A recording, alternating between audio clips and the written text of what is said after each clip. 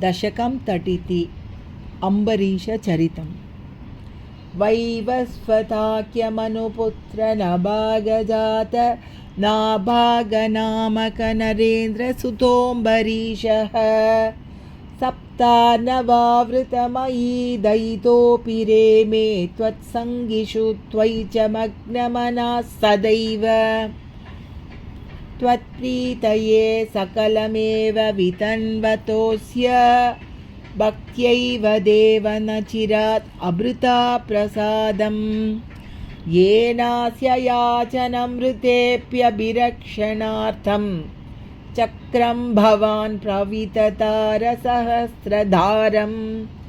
सा द्वादशी व्रतमथो भवदर्चनार्थं वर्षं ददौ मधुवने यमुनोपकण्ठे। पत्न्या समं सुमनसा महतीं वितन्वन् पूजां द्विदेषु विसृजन् पशुषष्टिकोटिं। तत्राथ पारणदिने भवदर्चनान्ते दुर्वाससास्य मुनिना भवनं प्रपेदे। भोक्तुं वृतः नृपेण परातिशीलो मन्दं जगाम यमुनां नियमान् विधास्यन्। राज्ञातपारणमुहूर्तसमाप्तिखेदात् वारैव पारणमकारि भवत्परेण।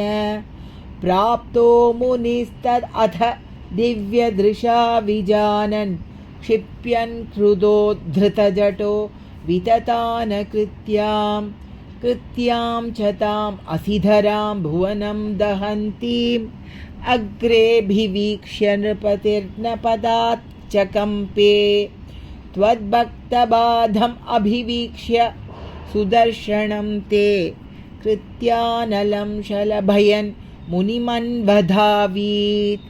धावन् अशेषभुवनेषु भिया स पश्यन् विश्वत्रचक्रमपि ते गतवान् विरिञ्चम्।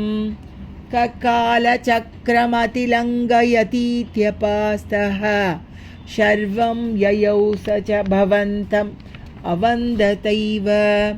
भूयो भवन्निलयमेत्य मुनिं नमन्तं प्रोचे भवान् अहं ऋषे ननु भक्तदासः।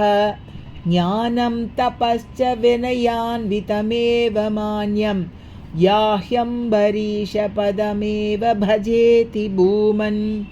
तावत् समेत्य मुनिना स गृहीतपादो राजापसृत्य भवदस्त्रम् असावनौषीत्। चक्रे गते मुनिरदात् अखिलाशिषोऽस्मै त्वद्भक्तिम् आगसि कृतेऽपि कृपां च शंसन्।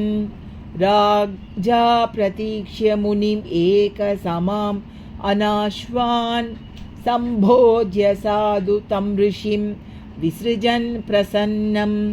भुक्त्वा स्वयं त्वयि ततोऽपि दृढं रतोऽभूत्। सायुज्यमाप च समां पवनेशपायाः। श्रीकृष्ण शरणं मम। गोपिका जीवनस्मरणं गोविन्द गोविन्द।